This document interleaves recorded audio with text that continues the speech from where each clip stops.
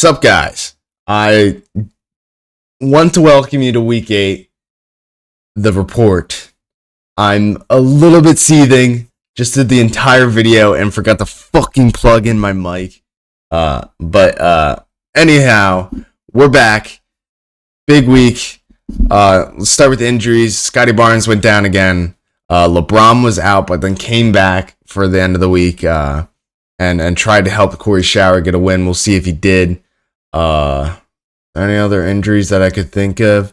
Bradley Beal went down in a crucial spot for I Could Go For a Beer, and we'll see if that really screwed them over or not. As for that, we have a new top all-time single game, single player score. I worded that weird, but basically, we'll see. I think it comes from Gilbert Arenas. Player scored the most points in a single game in a single week, all time, breaking I think Giannis's week 8 2023 game, which was like 68 points. So we'll get into that. In the actual NBA, we had a record-breaking game last night between the Mavericks and Warriors. They combined for 48 threes, which I believe the previous record was 44 or 45. So absolutely wild. But let's hop right into it. Let's get into this game. We're going to start with, give me a second. Let's not compute. We're going to start with Team Web Warrior and Team Army Junior. Team Web Warrior had a top dog, but it wasn't enough. Lost by 6 points, and it's just unfortunate to see, especially when Domantas Sabonis was the top dog at 49.5 with 32 points, 20 rebounds. As a Team Army Junior, solid ass win. You know, it's these games that really make you a playoff team. For our next game, and as you can see, our top two dogs here, Giannis and Luka, packed nicely, lost to Gilbert Arenas by over 100 points. Jesus Christ. Giannis had a third of Pack Nicely's points, and I'm a little upset with Pack Nicely. They got Lauri Markkanen on the bench. It's not going to do anything in this game, obviously, but you know, points for. You know, especially if you start to get hot, the points for is gonna be your lifeline towards the end of the season. But as we shift our attention to freaking Gilbert Arenas, I still can't figure out this pointing, but Gilbert Arenas fucking dropping over 260, absolutely wild. You win 99.99999% of games if you're scoring 266 points. Their best player, Luka the Don Doncic, dropping 69 3/4 points, absolutely balling with a 45-point triple-double. And as we were talking about earlier, this is the player that is the single game leader for points by a single player all time now. Absolutely wild. So close to 70. But I will say for those stats, I think a couple weeks ago, actually, Giannis dropped 70-something. But that doesn't go into the history books because Pack Nicely didn't pick that game. So that's the only time it counts is if it's actually scored, which sucks because I think I had Paolo Banchero drop 60-something, and it just didn't count for anything. But anywho, next game, Corey Shower versus Codfather. LeBron did not have enough in his final game. Not final game. What was I talking? In the game coming back for the final game of the week. He had a hot start, 8.5 points halfway through the first, and then it just fizzled out.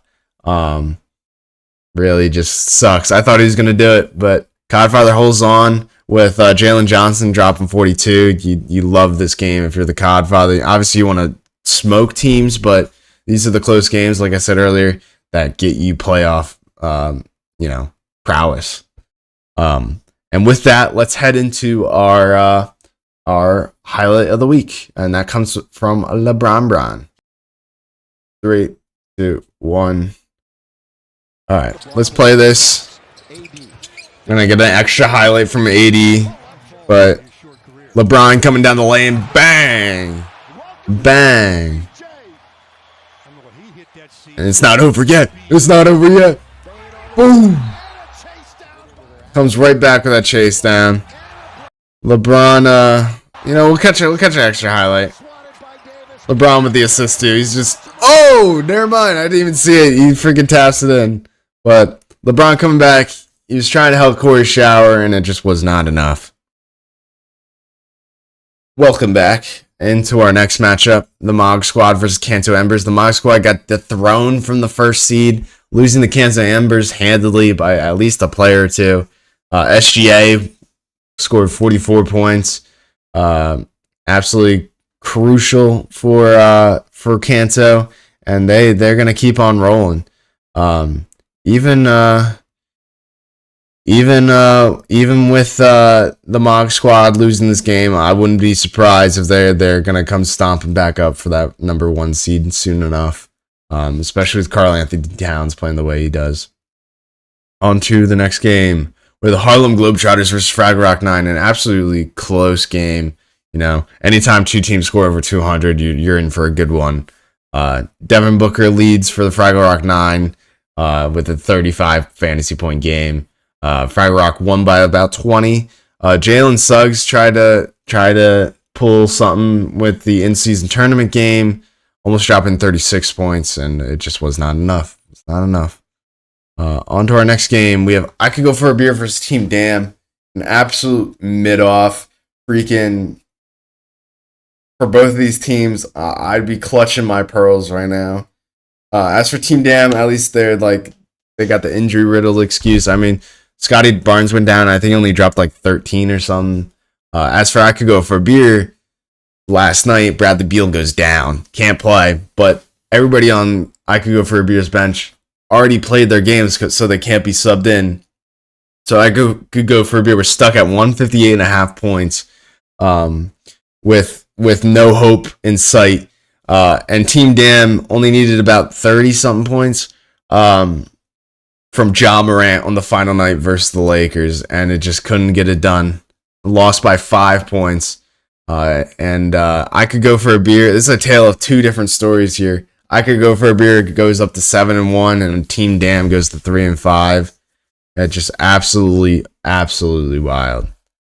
On to our final game. It is the one I'm dreading to talk about. Team Lobster versus the Emperors. Team Lobster gets an absolutely clutch win on the backs of Klay Thompson, Jaren Jackson, and Zach Edey. Especially Zach Edey, because they were down. I believe it was 184.13 for Team Emperors, 180.5 for Team Lobster. Jaren Jackson fouls out of the game with 4 minutes in the fourth quarter. And you can imagine my reaction. I'm like, let's fucking go. Game's in the bag. Lakers are up like 15 or whatever. There's no reason to even for them to try. And here comes Zach Edey. And just absolutely grabs a couple boards, grabs a couple layups, and gets a double-double to get the win. A solid 3-point win. Oh my God, heartbreaking. And even before that, Klay Thompson draining threes was pretty much the reason why the Mavericks and Warriors broke the record, dropping 48 threes in a game. Their leading player was Tyrese Halliburton, though, 34.5. Good to see him. He's been having a struggling season. As for the Emperors, Goga Biatse dropped 31.25. I don't know if I pronounced that right, but I think I did. 31.25 in a recent acquisition by the Emperors. I could see him being the starter for the Emperors while Paolo is out, which hopefully is only another week. I want to ask the NBA basketball gods right now. Please let Paolo come back next week. Honestly, I just want transparency. I just want transparency. They literally waited so long for us to give us an update for the original timeline of 4 to 6 weeks. Went all the way to 6 weeks, even I think a little after. And then they said they had an update. They're like, he's progressing in training, doing conditioning and dribbling drills. He could be out for an extended period of time. What does that mean? What does that mean? I mean, we already got reports before that from the head coach saying that he was already kind of doing drills. So, like, what the fuck? But as I've been saying all season, not all season, recently, Emperor's second half team better be watching out. Better be watching out. Week 10 and on, Emperors are a completely different team. Completely different. And they're going to be climbing. That's for sure. Going to be climbing. Let's head into our standings. As you can see, Godfather's now back to the number 1 seed, followed by Kanto and I Could Go for Beer. Mog Squad falls a couple spots to 6-2 as the lone 6-2 team at the 4 seed. Then Team Armor Jr. at the lone 5-3. And then we got a 3-way tie of 4-4 teams from 6 to 8. And if you're a team from 9 to 14, you're pretty happy that teams are still sticking to 500 near the 8th seed. It's kind of how it should be, but, you never know. You never know. Especially with so many of these teams being 7-1, As you can see below, though, got a couple 3-5, 2-6, and then 1-7 teams. Absolutely wild. Team Lobster eats a season high 12th place at 2-6. I just can't believe the Emperors are below them. But altogether, let's head into Fagan's list, and I'll see y'all on the other side.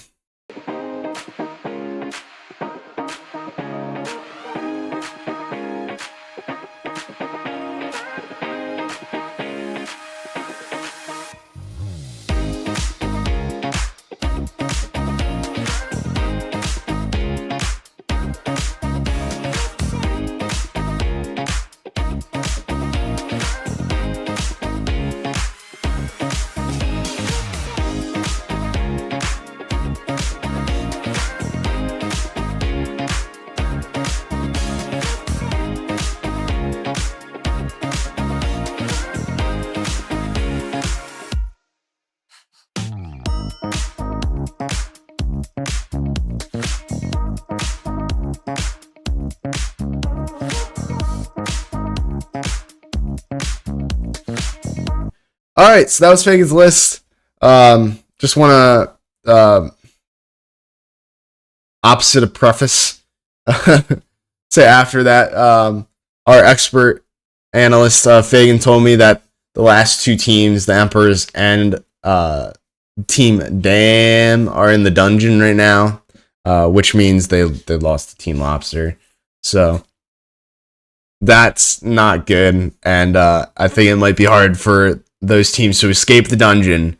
But always love seeing that list. Mog Squad fells quite a bit. But those top 4 teams are really duking it out right now. It's really anybody's game to try and run away with the first seed.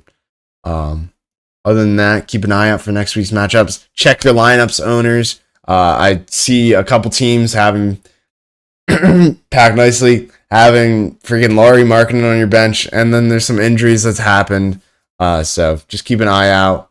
And yeah, I'm excited. We got plenty of basketball left, so I'll see y'all next week. It probably will be a different format with the holidays coming, but keep y'all on your toes. All right. Peace out.